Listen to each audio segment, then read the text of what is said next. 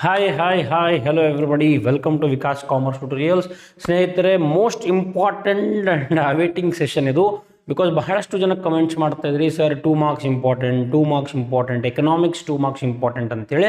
S, ನಿಮ್ಮ ಮುಂದೆ ನಾನು ಇವತ್ತು ಏನು ಮಾಡ್ತಾ ಇದ್ದೀನಪ್ಪ ಅಂದರೆ ಎಕನಾಮಿಕ್ಸ್ 2 ಮಾರ್ಕ್ಸ್ ಇಂಪಾರ್ಟೆಂಟ್ ಕ್ವಶನ್ಸ್ ಯಾವ್ಯಾವು ಅಂತೇಳಿ ಇಂಗ್ಲೀಷ್ ಮೀಡಿಯಮ್ನಲ್ಲಿ ತೊಗೊಂಬರ್ತಾ ಇದ್ದೀನಿ. ಎಷ್ಟೋ ಜನ ಹೇಳ್ತಾರೆ ಸರ್ ಪ್ಲೀಸ್ ಕನ್ನಡ ಮೀಡಿಯಮ್ ಮಾಡಿ. 100% ನಾನು ಈಗ ಎರಡೂ ಲ್ಯಾಂಗ್ವೇಜಲ್ಲಿ ಮಾಡ್ತಾ ಇದ್ದೀನಿ. ನಮಗೇನಾಗ್ತದಪ್ಪ ಅಂದರೆ ಒಂದು ಸ್ವಲ್ಪ ಟೈಮ್ ಬೇಕಾಗ್ತದೆ ಬಿಕಾಸ್ ಇಂಪಾರ್ಟೆಂಟ್ ಕ್ವಶನ್ಸ್ ಅಂದಾಗ ಬಹಳಷ್ಟು ಜನ ನಮ್ಮನ್ನು ನಂಬ್ಕೊಂಡು ನಾವು ಕೊಟ್ಟಿರೋ ಕ್ವಶನ್ಸನ್ನು ಅಭ್ಯಾಸ ಮಾಡ್ತಾರೆ. ಹಾಗಾಗಿ ನಾವು ನಿಮ್ಮ ನಂಬಿಕೆಯನ್ನು ಗಳಿಸಬೇಕು ಅಂತಾದರೆ ಇಂಪಾರ್ಟೆಂಟ್ ಕ್ವಶನ್ಸ್ ನಾನು ಕ್ಯಾಲ್ಕುಲೇಟ್ ಮಾಡಬೇಕಾದ್ರೆ ನನಗೆ ಸ್ವಲ್ಪ ಟೈಮ್ ಬೇಕಾಗ್ತದೆ. Previous year question papers, model question papers, annual exam question papers, mid term question papers, preparatory question paper ಎಲ್ಲವನ್ನ ಅನಲೈಸ್ ಮಾಡಿ, ರಿವೈಸ್ಡ್ ಕ್ವಶನ್ ಬ್ಯಾಂಕ್ ಎಲ್ಲ ಅನಲೈಸ್ ಮಾಡಿ ಯಾವ ಇಂಪಾರ್ಟೆಂಟ್ ಅಂತೇಳಿ ಕನ್ಸಿಡರ್ ಮಾಡಬೇಕು ಅಂತೇಳಿ ಒಂದು ಸ್ವಲ್ಪ ಟೈಮ್ ತಗೋತದೆ. ಹಾಗಾಗಿ ಲೇಟ್ ಮಾಡೋದಕ್ಕೆ ಕ್ಷಮೆ ಇರಲಿ ಅಂತ ಹೇಳ್ತಾ 2 ಮಾರ್ಕ್ಸಿನ important questions of economics for annual examination 2025 ಇವತ್ತು ತೊಗೊಂಡ್ಬರ್ತಾ ಇದ್ದೀನಿ. ಇದು ಇಂಗ್ಲೀಷ್ ಮೀಡಿಯಮ್ ಇರ್ತದೆ, ನಾಳೆ ಕನ್ನಡ ಮೀಡಿಯಮ್ದಲ್ಲಿಯೂ ಕೂಡ ಅಪ್ಲೋಡ್ ಮಾಡ್ತೀನಿ. ಆಮೇಲೆ ನಾನು ಏನು ಮಾಡ್ತಾ ಇದ್ದೀನಿ ಅಂದರೆ ರಿವೈಸ್ಡ್ ಕ್ವಶನ್ ಬ್ಯಾಂಕನ್ನು ರೆಫರ್ ಮಾಡ್ತಾ ಇದ್ದೀನಿ. ರಿವೈಸ್ಡ್ ಕ್ವಶನ್ ಬ್ಯಾಂಕ್ದಾಗಿನೂ ಓದ್ರಿ, 100% ಹತ್ರ ಇನ್ನೂ ಬರ್ತಾವೆ, ಒಬ್ಬಟ್ಟು ಬೇರೆ ಬರೋದಿಲ್ಲ ಅನ್ನೋದು ನನ್ನ ಅಭಿಪ್ರಾಯ. ಸೊ ರಿವೈಸ್ಡ್ ಕ್ವಶನ್ ಬ್ಯಾಂಕ್ನಲ್ಲಿರುವಂತಹ 2 ಅಂಕಗಳ ಇಂಪಾರ್ಟೆಂಟ್ ಕ್ವಶನ್. ಮೊದಲಿಗೆ ಇದು ಸೆಕ್ಷನ್ ಬಿ ನಲ್ಲಿ ಬರುವಂಥದ್ದು. ಸೊ ಇಲ್ಲಿ ನಿಮಗವರು 2 ಮಾರ್ಕ್ಸಿನ 10 ಪ್ರಶ್ನೆಗಳನ್ನು ಕೇಳ್ತಾರೆ, ನೀವು 6 ಆನ್ಸರ್ಗಳನ್ನು ಮಾಡಬೇಕಾಗ್ತದೆ. ಸೊ ಹಾಗಾಗಿ ಇವತ್ತು ಈ ಸೆಷನ್ನ ಮಾಡುವ. ಸೊ ಯಾರೆಲ್ಲ ನಮ್ಮ ಚಾನಲನ್ನು ಫಸ್ಟ್ ಟೈಮ್ ನೋಡ್ತಾ ಇದ್ದೀರಿ, ಸಬ್ಸ್ಕ್ರೈಬ್ ಮಾಡದೆ ನೋಡ್ತಾ ಇದ್ದೀರಿ, ದಯಮಾಡಿ ಸಬ್ಸ್ಕ್ರೈಬ್ ಮಾಡಿ ಅಂತ ಕೇಳ್ಕೊಳ್ತೀನಿ. ಅದೇ ರೀತಿ ನೀವು ನಮ್ಮ ಇನ್ಸ್ಟಾಗ್ರಾಮ್ ಫಾಲೋ ಮಾಡ್ಬೋದು, ಟೆಲಿಗ್ರಾಮ್ ಗ್ರೂಪ್ ಜಾಯ್ನ್ ಆಗ್ಬೋದು, ವಾಟ್ಸಪ್ ಗ್ರೂಪ್ ಜಾಯ್ನ್ ಆಗ್ಬೋದು. ಎಲ್ಲದರ ಲಿಂಕ್ ನಿಮಗೆ ಅಲ್ಲ ಕೆಳಗಡೆ ಡಿಸ್ಕ್ರಿಪ್ಷನ್ ಬಾಕ್ಸಲ್ಲಿ ಕೂಡ ಸಿಗ್ತದೆ. So let us start our today's session. Welcome to Vikas commerce tutorials.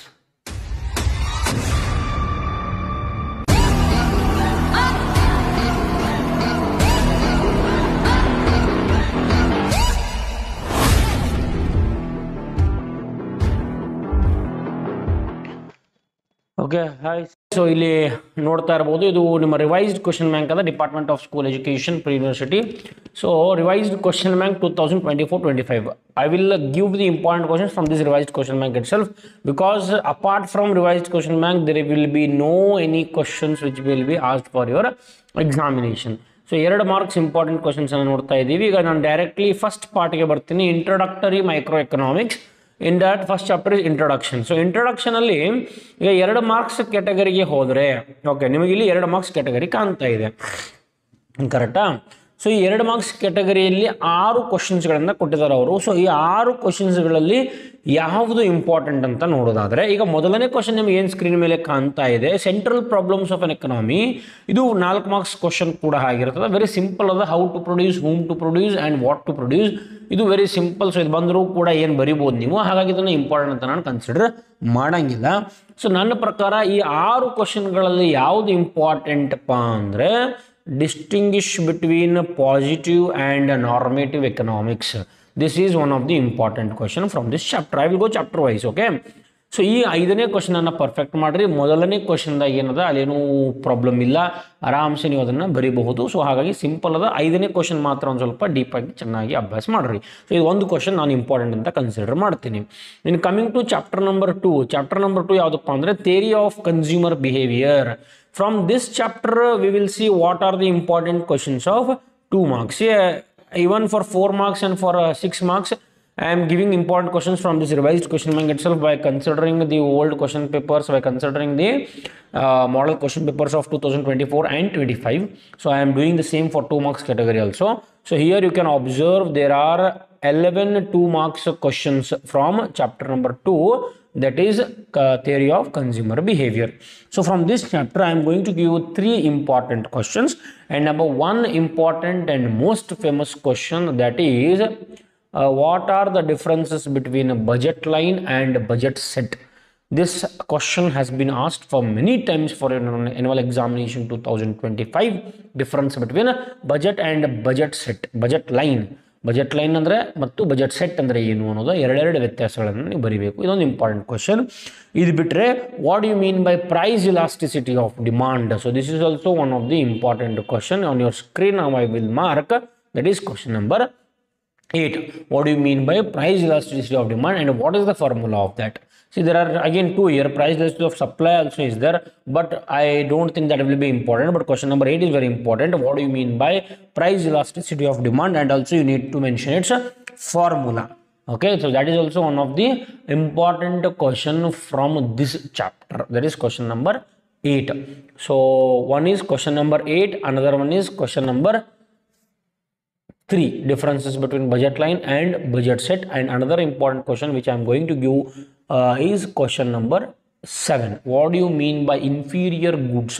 Inferior goods ಅಂದ್ರೆ ಏನು, ಆಮೇಲೆ ಅದಕ್ಕೆ ನೀವು ಎಕ್ಸಾಂಪಲ್ಸ್ ಅನ್ನು ಕೂಡ ಬರೀಬೇಕಾಗ್ತದೆ. ಗಿವ್ ಅನ್ ಎಕ್ಸಾಂಪಲ್ ಅಂತ ಹೇಳಿದಾರೆ ನೋಡ್ರಿ. So what you mean by inferior goods and give an example. One example is enough. So this is also important question. So total I am giving you question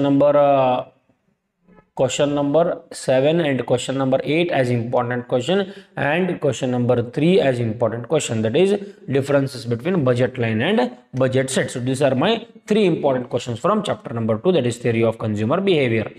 Moving to next chapter, that is again, see, you need to pause the video and note down the important questions. Just go on marking or just go on writing these important questions and also write it with answers later. Okay, and then study for examination. 90% of these questions will be 100% asked in your examination.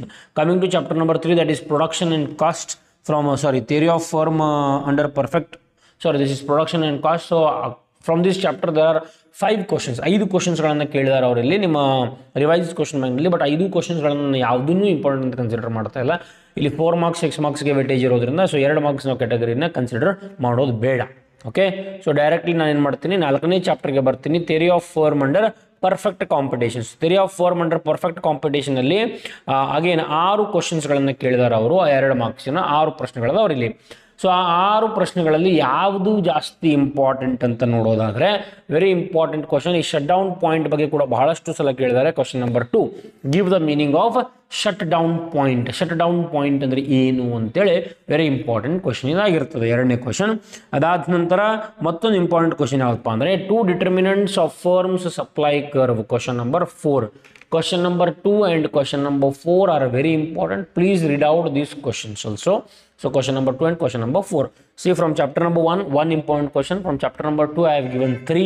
Chapter number 3, production and cost, I have not given any important questions. And chapter number 4, theory of firm under perfect competition, I have given 2 important questions. These 2 questions anna madri. Okay, next chapter ge barodadre, that is chapter number 5. Chapter number 5, market equilibrium, one of the famous and very important chapter. Again illi kuda 5 questions ಕಾಣಕತ್ತಾವ ನಿಮ್ಮ screen ಮೇಲೆ. Again 100% remedial ಇದು revised question ಬ್ಯಾಂಕ್ದಾಗಿಂದ ಬರ್ತದೆ ರೀ. Revise question bank ಬಿಟ್ಟು ಬೇರೆ ಯಾವುದು 2 marks ಬರೋಕ್ಕಿಲ್ಲ ಅನ್ನೋದು ನಮ್ಮ ಅಭಿಪ್ರಾಯ. ವೆರಿ ಇಂಪಾರ್ಟೆಂಟ್ ಕ್ವಶನ್ ನಮಗಿಲ್ಲ ಅನಿಸೋದು ಕ್ವಶನ್ ನಂಬರ್ 2, ಎಕ್ಸೆಸ್ ಡಿಮಾಂಡ್ ಮತ್ತು ಎಕ್ಸೆಸ್ ಸಪ್ಲೈ ಇರುವಂತಹ ವ್ಯತ್ಯಾಸ. Distinguish between excess demand and excess supply. This is one of the famous and important question according to me. And another important question is how wage is determined in labour market. How wage is determined in labor market. This question also has been repeated several times in your annual examinations as well as in your model question papers. So go for these 2 questions out of 5. Question number 2 and question number 4. Again, last chapter also there was question number 2 and 4 as important. Again here also we have question number 2 and question number 4 as important. Okay, coming to next chapter, that is coming to next part B. Next part, that is part B. In part 1 we are studying about microeconomics, and in part 2 we are studying about macroeconomics. So macroeconomics ಗೆ ಬಂದ್ರೆ 2 marks ನ important question ಯಾವುದು ಅಂತ ನೋಡೋದಾದ್ರೆ, again introduction chapter ಇದು first chapter. ಇಲ್ಲಿ ಕೇವಲ 4 ಪ್ರಶ್ನೆಗಳಿದಾವ್ರಿ. So 4 ಪ್ರಶ್ನೆಗಳಲ್ಲಿ ನನಗೆ ಒಂದೇ ಒಂದು ಇಂಪಾರ್ಟೆಂಟ್ ಅನಿಸ್ತದೆ. ಅಲ್ಲೂ ಪಾರ್ಟ್ 1 ನಲ್ಲಿ ಫಸ್ಟ್ ಚಾಪ್ಟರ್ ಇಂದ ಒಂದೇ ಇಂಪಾರ್ಟೆಂಟ್ ಕೊಟ್ಟಿದ್ದೀನಿ. ಪಾರ್ಟ್ ಬಿ ಇಂದ ಕೂಡ ಒಂದೇ ಇಂಪಾರ್ಟೆಂಟ್ ಕ್ವಶನ್ ಕೊಡ್ತೀನಿ. ಅದು ಯಾವುದಪ್ಪ ಅಂದ್ರೆ features of capitalist economic. Capitalist ಎಕನಾಮಿಯ ಲಕ್ಷಣಗಳನ್ನು ಬರೀಬೇಕು. ಒಂದು 2 ಲಕ್ಷಣಗಳನ್ನು ಬರೀ, 2 ಮಾರ್ಕ್ಸ್ ಅದ. ಹಾಗಾಗಿ 2 marks is 2 features are also enough. Only 1 question from first chapter. Coming to second chapter, that is national income accounting. Very important chapter for 20 marks. 20 marks ಇರುವಂತಹ ಒಂದು ಇಂಪಾರ್ಟೆಂಟ್ ಚಾಪ್ಟರ್ ಇದು. ಸೊ ಇಲ್ಲಿ 2 ಮಾರ್ಕ್ಸ್ ಕ್ಯಾಟಗರಿಗೆ ಬಂದರೆ ಇಲ್ಲಿ ನಿಮಗೆ ಸಾಕಷ್ಟು ಆಬ್ವಿಯಸ್ಲಿ ಕಾಣಿಸ್ತಾವ್ರಿ, ಬಿಕಾಸ್ 20 ಮಾರ್ಕ್ಸ್ ಚಾಪ್ಟರ್ ಇದೆ ಇದು. ಹಾಗಾಗಿ ಇಲ್ಲಿ 12 2 ಮಾರ್ಕ್ಸಿನ ಪ್ರಶ್ನೆಗಳು ಕಾಣ್ತಾ ಇದೆ. There are 12 questions and it is important chapter for 20 marks. ಹಾಗಾಗಿ ನಾನು ಕೂಡ ಇಲ್ಲಿ ಪ್ರಶ್ನೆಗಳನ್ನು ಕೊಡುವಂಥ ಹೆಚ್ಚಿಗೆ ಸಾಧ್ಯತೆ ಇದೆ. ಸೊ 4 ಪ್ರಶ್ನೆಗಳನ್ನು ಇಲ್ಲಿ ಇಂಪಾರ್ಟೆಂಟ್ ಅಂತ ನಾನು ಕನ್ಸಿಡರ್ ಮಾಡ್ತಾ ಇದ್ದೀನಿ. ಈಗ ನೀವು ನೋಡ್ಬೋದು, ಮೊದಲನೇ ಕ್ವಶನ್ ಅಂದ್ರೆ what are 4 factors of production. ಈ 4 ಫ್ಯಾಕ್ಟರ್ಸ್ ಆಫ್ ಪ್ರೊಡಕ್ಷನ್ ಏನಪ್ಪಾ ಅಂದರೆ ಬಹಳ ಸಿಂಪಲ್ ಇರುವಂತಹ ಕ್ವಶನ್ ಇದಾಗಿರ್ತದೆ. ಬಿಕಾಸ್ ಇದನ್ನು ನೀವು ಕೆಲವೊಂದು ಸಲ ಸ್ಕೂಲ್ ಲೆವೆಲ್ನಲ್ಲಿ ಕಲ್ತಿರ್ತೀರಿ, ಆಮೇಲೆ ಬಿಸ್ನೆಸ್ ಸ್ಟಡೀಸ್ನಾಗೂ ಕೆಲವೊಂದು ಕಡೆ ಆ ಕಡೆ ಕಲ್ತಿರ್ತೀರಿ. Very important. Factors of production: land, labour, capital, organisation. ನಾವು ಲ್ಯಾಂಡ್ಗೆ ರೆಂಟ್ ಕೊಡ್ತೀವಿ, ಲೇಬರ್ಗೆ ವೇಜಸ್ ಕೊಡ್ತೀವಿ, ಆಮೇಲೆ ಕ್ಯಾಪಿಟಲ್ಗೆ ಇಂಟ್ರೆಸ್ಟ್ ಕೊಡ್ತೀವಿ, ಆರ್ಗನೈಸೇಷನ್ಗೆ ಪ್ರಾಫಿಟ್ ಕೊಡ್ತೀವಿ. So this are the rewards. ಹಂಗೆ ಆಗತ್ತಾರೆ ಅವ್ರು. What are the 4 factors? Land, labour, capital, organisation. What are its rewards? Very simple and famous question. So ಇದನ್ನು ಕೂಡ ಇಂಪಾರ್ಟೆಂಟ್ ಅಂತ ಕನ್ಸಿಡರ್ ಮಾಡ್ತಾ ಇದ್ದೀನಿ. ಅದಾದ ನಂತರ ಮತ್ತೊಂದು ಇಂಪಾರ್ಟೆಂಟ್ ಯಾವತ್ತು ಅಂದರೆ difference between stock and flow. That is question number 4. Difference between stock and flow. Stock ಮತ್ತು ಫ್ಲೋಗೆ ಇರುವಂಥ ವ್ಯತ್ಯಾಸ. Given example. ಇದೊಂದು ಕ್ವಶನ್, 4ನೇ ಕ್ವಶನ್. ಅದಾದ ನಂತರ 3 ಮೆಥಡ್ಸ್ ಆಫ್ ಮೆಜರಿಂಗ್ GDP. ಇಲ್ಲೇ ಅದ ನೋಡ್ರಿ, ಅಲ್ಲಿ ನಿಮ್ಮ ಕ್ವಶನ್ ನಂಬರ್ 5ನಲ್ಲಿ ಅದ. State 3 methods of measuring GDP ಬ್ರ್ಯಾಕೆಟ್ನಲ್ಲಿ ನ್ಯಾಷನಲ್ ಇನ್ಕಮ್ ಅಂತ ಕೇಳಿದ್ದಾರೆ. ಗ್ರಾಸ್ ಡೊಮೆಸ್ಟಿಕ್ ಪ್ರಾಡಕ್ಟನ್ನು ಮೆಜರ್ ಮಾಡುವಂತಹ 3 ಮೆಥಡ್ಸ್ ಯಾವ್ಯಾವು ಅಂತೇಳಿ ನೀವು ಆ ಕ್ವಶನನ್ನು ಕೂಡ ಓದಬೇಕು. ಆಮೇಲೆ ಮತ್ತೊಂದು ಇಂಪಾರ್ಟೆಂಟ್ ಕ್ವಶನ್ ಯಾವುದಪ್ಪ ಅಂದರೆ ಈ difference between consumer good and capital goods. Again ಅದು ಕೂಡ ನಿಮಗೆ ಇಲ್ಲೇ ಕಾಣ್ತದೆ. Question number 3, 4, 5. ಓಕೆ, ಇವ ನನ್ನ 4 ಇಂಪಾರ್ಟೆಂಟ್ ಕ್ವಶನ್ಸ್. ಈ ನ್ಯಾಷನಲ್ ಇನ್ಕಮ್ ಅಕೌಂಟಿಂಗ್, ರಾಷ್ಟ್ರೀಯ ವರಮಾನ ಲೆಕ್ಕಾಚಾರ ಅಂತ ಕರಿತೀವಿ ಕನ್ನಡದಲ್ಲಿ. ಸೊ ಈ 12 ಕ್ವಶನ್ 2 ಮಾರ್ಕ್ಸಿನು. ಆ 12 ಕ್ವಶನ್ಗಳಲ್ಲಿ 4 ಕ್ವಶನ್ಗಳನ್ನು ಇಂಪಾರ್ಟೆಂಟ್ ಅಂತ ಕನ್ಸಿಡರ್ ಮಾಡ್ತಾ ಇದ್ದೀನಿ. ಅದು ಕ್ವಶನ್ ನಂಬರ್ 1, 3, 4, 5 ರಿವೈಸ್ಡ್ ಕ್ವಶನ್ ಬ್ಯಾಂಕ್ದಲ್ಲಿರುವಂಥದ್ದು. ಈ ಕ್ವಶನ್ಸ್ಗಳನ್ನು ಮಾತ್ರ ಪ್ರಾಕ್ಟೀಸ್ ಮಾಡಿರಿ, 100% ನೀವು ಚೆನ್ನಾಗಿ ಪಾಸ್ ಆಗಿ ಆಗ್ತೀರಿ. ನೆಕ್ಸ್ಟ್ ಚಾಪ್ಟರ್ ಯಾವುದಪ್ಪ ಅಂದರೆ chapter number 3, money and banking. Yes, very important chapter. Functions of money ಅಂತದ, legal definitions of money. So ಇವು ಕೂಡ ಭಾಳ ಇಂಪಾರ್ಟೆಂಟ್ ಚಾಪ್ಟರ್ ಆಗಿರ್ತದೆ. ಹಾಗಾಗಿ ಇಲ್ಲಿಯೂ ಕೂಡ ನಿಮಗೆ ಜಾಸ್ತಿ ಕ್ವಶನ್ಸ್ ಕಾಣ್ತಾವ್ರಿ. 10 ಕ್ವಶನ್ಸ್ ಇಲ್ಲಿ ಕಾಣ್ತಾ ಇದೆ ಈ ಚಾಪ್ಟರಿಂದ. ಬಟ್ ನಾನು ಒಂದೇ ಒಂದು ಕ್ವಶನನ್ನು ಇಲ್ಲಿ ಇಂಪಾರ್ಟೆಂಟ್ ಅಂತ ಕನ್ಸಿಡರ್ ಮಾಡಬೇಕು ಅನ್ನಿಸ್ತಾ ಇದೆ. ಬಿಕಾಸ್ ನೀವು ಹಳೆ ಕ್ವಶನ್ ಪೇಪರ್ಸ್ ನೋಡಿದಾಗ ಇದೊಂದೇ ಕ್ವಶನ್ ಕಾಣ್ತಾ ಇದೆ. ಆಮೇಲೆ 4 ಮಾರ್ಕ್ಸ್ ಮತ್ತು 6 ಮಾರ್ಕ್ಸ್ಗೆ ಇಲ್ಲಿ ವೇಟೇಜ್ ಕೊಟ್ಟಿರೋದ್ರಿಂದ 2 ಮಾರ್ಕ್ಸ್ ವೇಟೇಜ್ ಕಡಿಮೆ. So what role of RBI is known as lender of last resort lender. RBI ಯಾವ ರೋಲ್, ಅದು ಆ ರೋಲ್ಗೆ ಏನಂತ ಕರಿತೀವಿ ಅಂತ ಕೇಳ್ತಾ ಇದ್ರು. ಸೊ ಇದೊಂದು ಪ್ರಶ್ನೆಯನ್ನು ಈ ಚಾಪ್ಟರಿಂದ ಮಾಡ್ಕೊಂಡ್ಬಿಡ್ರಿ. ನೆಕ್ಸ್ಟ್ ಚಾಪ್ಟರ್ ನಂಬರ್ 4 ಬರ್ತೀನಿ. Determination of income and employment. Determination of income and employment. Again ಇಲ್ಲಿ ಕೂಡ 7 ಕ್ವಶನ್ಸ್ಗಳದಾವು. ಕೆಲವೊಂದು ಕ್ವಶನ್ಸ್ ಕ್ಯಾಲ್ಕುಲೇಟಿವ್ ಅದಾವ್ರಿ, ಪ್ರಾಕ್ಟಿಕಲ್ ಕ್ವಶನ್ಸ್ ಅದಾವು. ಹಾಗಾಗಿ ಇಲ್ಲಿ 2 ಮಾರ್ಕ್ಸ್ ಇಂಪಾರ್ಟೆಂಟ್ ಕ್ವಶನ್ಸ್ ಯಾವುವು ಅಂತ ನೋಡೋದಾದರೆ, ಒಂದು ಇನ್ವೆಸ್ಟ್ಮೆಂಟ್ ಮಲ್ಟಿಪ್ಲೈಯರ್. ನಿಮಗೇನು ಕ್ವಶನ್ ನಂಬರ್ 6 ಕಾಣ್ತಾ ಇದೆ ಅದು. ಆಮೇಲೆ paradox of thrift. That is question number last 2 question ನಿಮಗೆ ಇಲ್ಲಿ ಏನು ಕಾಣ್ತಾ ಇದೆಯಲ್ಲ, question number 6 and question number 7. Give the meaning of investment multiplier and right its formula ಬರೀಬೇಕು. ಯಾವುದಕ್ಕೆ? ಇನ್ವೆಸ್ಟ್ಮೆಂಟ್ ಮಲ್ಟಿಪ್ಲೈಯರ್ ಅಂದರೆ ಏನು, ಆಮೇಲೆ ಅದರ ಫಾರ್ಮುಲಾವನ್ನು ನೀವು ಬರೀಬೇಕಾಗ್ತದೆ. ಆಮೇಲೆ meaning of paradox of thrift, question number 6 and question number 7. ಇವೆರಡು ಇಂಪಾರ್ಟೆಂಟ್ ಕ್ವಶನ್ ನನಗೆ ಆಗ್ತಾವೆ ಈ ಚಾಪ್ಟರಿಂದ. Money and determination of income and employment. In coming to chapter number 5, that is government budget and economy. Government budget and economy ಅಲ್ಲಿ 2 marks 2 questions. Again ಇಲ್ಲಿ 10 questions ಕಾಣಕತ್ತವ್ರಿ. ಹಾಗಾಗಿ ಇಲ್ಲಿ ಯಾವ್ದು ಇಂಪಾರ್ಟೆಂಟ್ ಅಂತ ನೋಡೋದಾದರೆ ಈ ಚಾಪ್ಟರಿಂದ 3 ಇಂಪಾರ್ಟೆಂಟ್ ಕ್ವಶನ್ಸ್ ಕೊಡ್ತಾ ಇದ್ದೀನಿ. Why public goods must be provided by the government. ಆಮೇಲೆ ಇಲ್ಲಿ ಫ್ರೀ ರೈಡರ್ಸ್ ಅಂತ ಕೇಳಿರಲ್ಲ, ಅದು 1 ಮಾರ್ಕ್ಗೂ ಕೇಳೋಂಥ ಚಾನ್ಸಸ್ ಅದ. Question number 4. ಹಾಗಾಗಿ 2 ಮಾರ್ಕ್ಸ್ದಾಗ ಅದನ್ನು ಕನ್ಸಿಡರ್ ಮಾಡ್ತಾ ಇಲ್ಲ.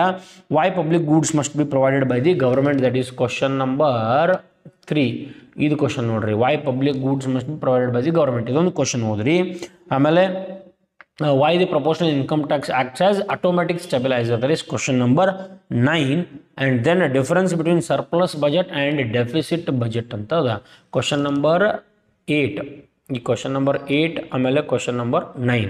ಸೊ ಇವು 3 ಇಂಪಾರ್ಟೆಂಟ್ ಕ್ವಶನ್ಸ್ ಈ chapter number 5 government budget and ಎಕನಾಮಿಯಿಂದ. ಪಬ್ಲಿಕ್ ಗೂಡ್ಸ್ ಯಾಕೆ ಗೌರ್ಮೆಂಟ್ದವ್ರು ಕೊಡಬೇಕು, distinguish between surplus budget and deficit. Surplus ಅಂದರೆ ಜಾಸ್ತಿ, ಡೆಫಿಸಿಟ್ ಅಂದರೆ ಕಡಿಮೆ. ಸೊ ಇದರ ವ್ಯತ್ಯಾಸ ಬರೀಬೇಕು. ಆಮೇಲೆ ಪ್ರಪೋರ್ಷನಲ್ ಇನ್ಕಮ್ ಟ್ಯಾಕ್ಸ್ ಯಾಕೆ ಆಟೋಮೆಟಿಕ್ ಸ್ಟೆಬಿಲೈಸರ್ ಆಗ್ತದೆ, ಪ್ರಪೋರ್ಷನಲ್ ಇನ್ಕಮ್ ಟ್ಯಾಕ್ಸ್ ಅಂದರೆ ಏನು ಅಂತೇಳಿ ನೀವು ಇಲ್ಲಿ ಬರೀಬೇಕಾಗ್ತದೆ. ಸೊ ಇವು 3 ಕ್ವಶನ್ಸ್ ಈ ಚಾಪ್ಟರಿಂದ. And coming to last chapter, that is open economy macro economics. Open economy macro ಎಕನಾಮಿಕ್ಸಿಂದ 2 ಮಾರ್ಕ್ಸಿಗೆ ಅಗೇನ್ ಇಲ್ಲಿ ಕೂಡ 10 ಕ್ವಶನ್ಸ್ ಕಾಣ್ತಾ ಇದೆ. ಸೊ 10 ಕ್ವಶನ್ಸ್ಗಳಲ್ಲಿ ಒಂದು ನಾನು ಇಂಪಾರ್ಟೆಂಟ್ ಅಂತ ಕನ್ಸಿಡರ್ ಮಾಡ್ತೀನಿ.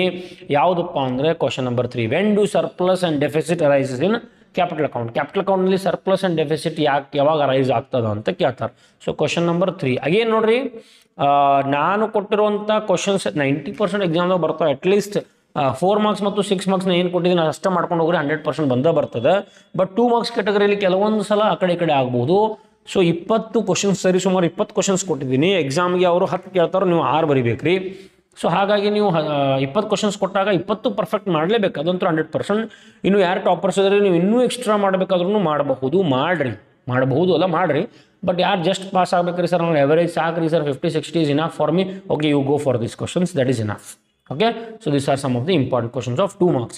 Again, ಕನ್ನಡ ಮೀಡಿಯಮ್ದಾಗೂ ಕೂಡ 2 ಮಾರ್ಕ್ಸ್ ಇಂಪಾರ್ಟೆಂಟ್ ಕ್ವಶನ್ ತೊಗೊಂಬರ್ತೀನಿ. ಯಾರು ನಿಮ್ಮ ಫ್ರೆಂಡ್ಸ್ ಅದರ ಕನ್ನಡ ಮೀಡಿಯಮ್ದಾಗೂ ಕೂಡ ಅಪ್ಲೋಡ್ ಮಾಡ್ತೀನಿ, ನಾಳೆ ಅಪ್ಲೋಡ್ ಮಾಡ್ತೀನಿ. ಸೊ ಈಗ ಇಂಗ್ಲೀಷ್ ಮೀಡಿಯಮ್ ತೊಗೊಂಬರ್ತಾ ಇದ್ದೀನಿ. ಸೊ ಇದೇ ಪ್ಯಾಟರ್ನಲ್ಲಿ ಚಾಪ್ಟರ್ ವೈಸ್ ನಾನು ಇಂಪಾರ್ಟೆಂಟ್ ಕ್ವಶನ್ಸ್ ತೊಗೊಂಬರ್ತೀನಿ ಕನ್ನಡ ಮೀಡಿಯಮ್ದಲ್ಲಿ. So thank you for spending your valuable time with Vikas commerce tutorials. Please like, share and subscribe to everybody.